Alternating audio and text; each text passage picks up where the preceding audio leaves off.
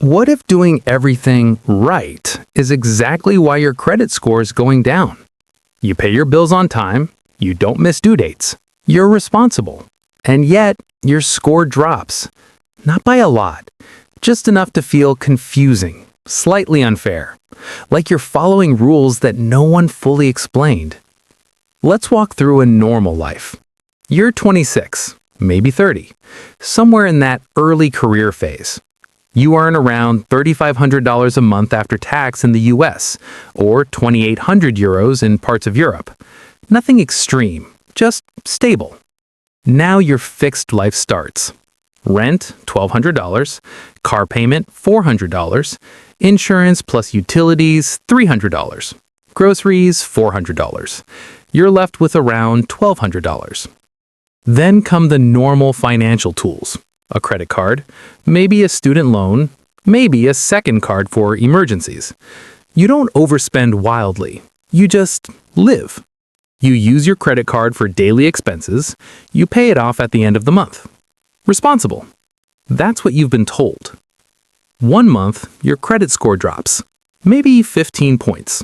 Maybe 25. You check everything. No missed payments, no late fees, no fraud. So what changed? Nothing obvious. That's the problem. The system doesn't just track whether you pay, it tracks how you behave while owing. Here's what most people don't realize. If your credit limit is $5,000 and you spend $2,500 during the month, even if you pay it off in full later, your credit utilization was 50%, and that gets reported. Not your final payment, your behavior before the payment. Let's slow this down. You have credit limit, $5,000, monthly spending, $2,500. Utilization equals 50%.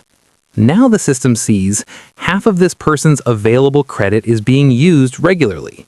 That's not dangerous, but it's not low risk either. Now imagine you get a small raise. You start spending a bit more, $3,500 per month. Now your utilization is 70%. Even if you pay everything on time, your score can drop. Because from the system's perspective, you're getting closer to dependency. This is where behavior quietly shifts. No one wakes up and says, "I'm going to rely on debt."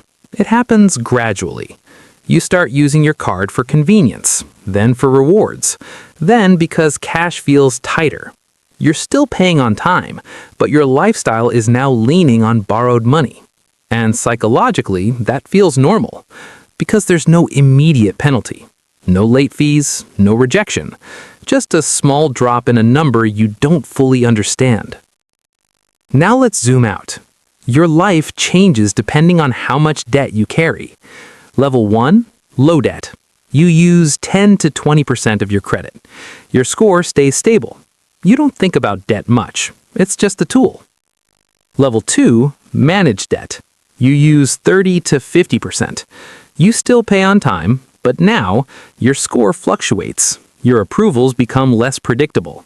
You start checking your credit score more often, not out of panic, but out of uncertainty. Level 3, high utilization, 60 to 80%. Still no missed payments, but now your score drops consistently. Interest starts creeping in. Minimum payments feel acceptable. This is where the system starts labeling you differently, not as irresponsible, but as dependent. Level 4, quiet pressure. You're paying everything on time, but you can't fully pay balances every month. Your utilization stays high. Your score stays suppressed. Now your financial identity changes. You're no longer seen as someone who uses credit. You're someone who needs credit. This is where it becomes expensive, not immediately, but over time. A lower credit score means higher interest rates on future loans, less favorable mortgage terms, more expensive car financing. Let's say you take a $250,000 mortgage. At a slightly higher interest rate, you could pay $30,000 to $60,000 more over time, not because you missed payments, but because your profile looked riskier. Financially intelligent people don't just think, "Did I pay on time?" They think, how do I look before I pay? They understand that debt isn't judged at the end of the month, it's judged during the month. They don't avoid credit, they control how visible their dependency is. Sometimes that means paying balances before the statement closes, keeping usage artificially low, treating credit limits as ceilings, not targets. Not as a trick, but as an awareness of how the system actually works. So if your credit score drops while you're doing everything right, it doesn't mean you're failing. It means the rules are different than you thought.